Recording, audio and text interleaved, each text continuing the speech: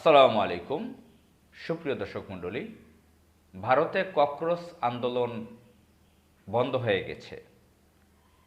তারা সরকারের সাথে হ্যান্ডশেক করেছে, তাদেরকে আশ্বাস দিয়েছে, কিছু দাবি পূরণ করেছে, ভারতের কেন্দ্রীয় শিক্ষামন্ত্রী পদত্যাগ করেছে, ইত্যাদি ইত্যাদি। এবং ককরোচ ইংরেজি শব্দ, এটার অর্থ তেলাপোকা। তাদেরকে তেলাপোকা বলেছিল তরুণদেরকে। তারা তেলাপোকার নামে একটা পার্টি গঠন করেছে। সে সারা ভারতে আন্দোলন ফুঁসে উঠেছিল বিজেপি সরকারের বিরুদ্ধে। আমরা দেখেছি যে নরেন্দ্র মোদী দৌড়ে পালাচ্ছে, সরকার পালাবার পথ খুঁজছিল। তুমুল আন্দোলন পুরো ভারতে শুরু হয়েছিল। এই আন্দোলনে বাংলাদেশেও সংহতি প্রকাশ করেছিল বাংলাদেশের তরুণরা। আশ্চর্য বিষয়ে যখন ভারতে এই ধরনের ককরোচ আন্দোলন চলতেছে, তখন বাংলাদেশে কিছু কিছু ঘটনা ঘটে গেছে। যেরকম জামায়াতে ইসলামের একজন সিনিয়র নেতা, কয়েকবারের এমপি, তিন নারী ঘটিত ঘটনায় ধরা পড়েন। এই ঘটনা জাতীয় আন্তর্জাতিকভাবে ছড়িয়ে পড়ে। বেশ আলোচিত ঘটনা। সাতক্ষীরা 4 আসনের এমপি গাজী নজরুল ইসলাম সাহেব, তিনি টিএনএস বয়সের এক মেয়েকে নিয়ে একটা আবাসিক হোটেলে মগবাজারে ধরা পড়েন। তিনি দাবি করেছেন তিনি ওই কিশোরী মেয়ে, টিএনএস বয়সের মেয়ে, তার স্ত্রী, বিবাহিত স্ত্রী। এই ঘটনা আন্তর্জাতিকভাবে ছড়িয়ে পড়ে, সমালোচনার ঝড় বইছে।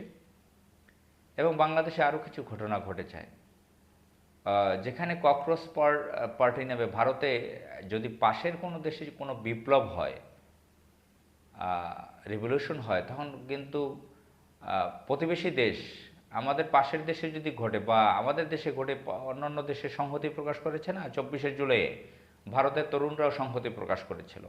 তো বাংলাদেশের তরুণরা সংহতি প্রকাশ করবে কি, এই গাজী নজরুল ইসলামের ব্যাপার নিয়ে মিডিয়ার আলোচনায় ছিল।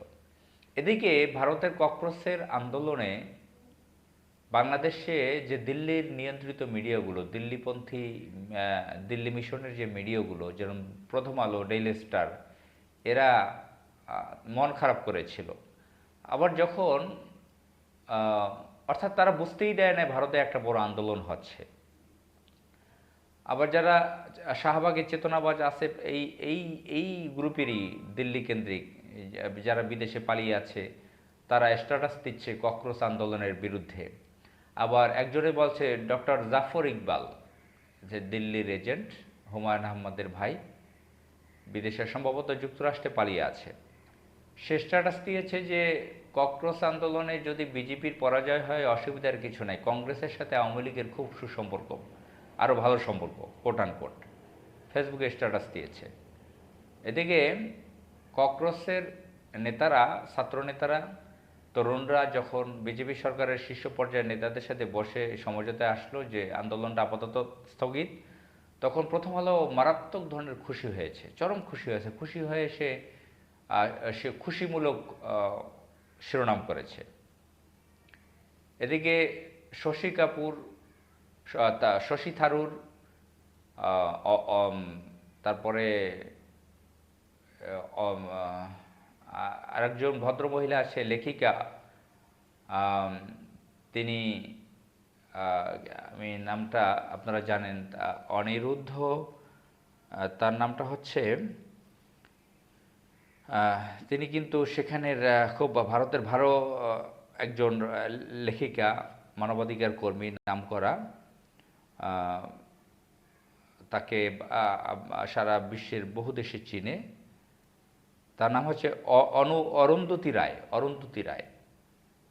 অঞ্জন দত্ত নামের একজন হিউম্যান রাইটসের লোক আছে, তিনিও লেখালেখি করেন। শশী থারুর, অঞ্জন দত্ত, অরুন্ধতী রায়, তারা কি বলেছেন? তারা বলেছেন যে মোদির হিন্দুত্ববাদী ভারতের আসল চেহারা খসে পড়ছে। তো এ ধরনের লোকদের সাপোর্ট পেয়েছিল, সমর্থন পেয়েছিল তরুণরা ভারতের। উল্টো বাংলাদেশি যারা আছে, ভারতের দালালরা, তারা সমর্থন পায় নাই। এই ককরোচের ছেলেপেলেদেরকে নিয়ে বাজে মন্তব্য করেছে বাংলাদেশে, নানান ধরনের কুমন্তব্য করেছে। আর আমরা তো এটা জানি যে বিজেপির বিরুদ্ধে এখন নেমেছে কংগ্রেস, তো আওয়ামী লীগকে তৈরি করেছে শেখ মুজিব, হাসিনা। এই যে বাংলাদেশে আওয়ামী লীগ সন্ত্রাসী বাহিনী, এটা তো তৈরি করেছে কংগ্রেস। কংগ্রেস বিজেপি দুইটাই আওয়ামী লীগের শেল্টার, আওয়ামী লীগকে শেল্টার দেয়, আওয়ামী লীগের প্রভু তারা। তো আমরা তো জানি, এসব জানি, কিন্তু ককরোচের যে দাবি ছিল যে বিজেপি চরম হিন্দুত্ববাদে পরিণত করতে চেয়েছিল ভারতটাকে, হিউম্যান রাইটসের অ্যাগেনিস্টে প্রচুর কাজ হচ্ছে, ঘটনা হচ্ছে, সেখানে মানবাধিকার লঙ্ঘন হচ্ছে, আহ, এবং বহু বৈষম্য ঘটাচ্ছে সেখানে, এই জন্য আন্দোলনে নেমেছে। এটা তো একটা পজিটিভ সাইড। তো বাংলাদেশের যারা তথাকথিত বুদ্ধিজীবী বা দিল্লির এজেন্টগিরি করে, তারা এতে বেজার হয়েছিল, এখন তারা খুশি।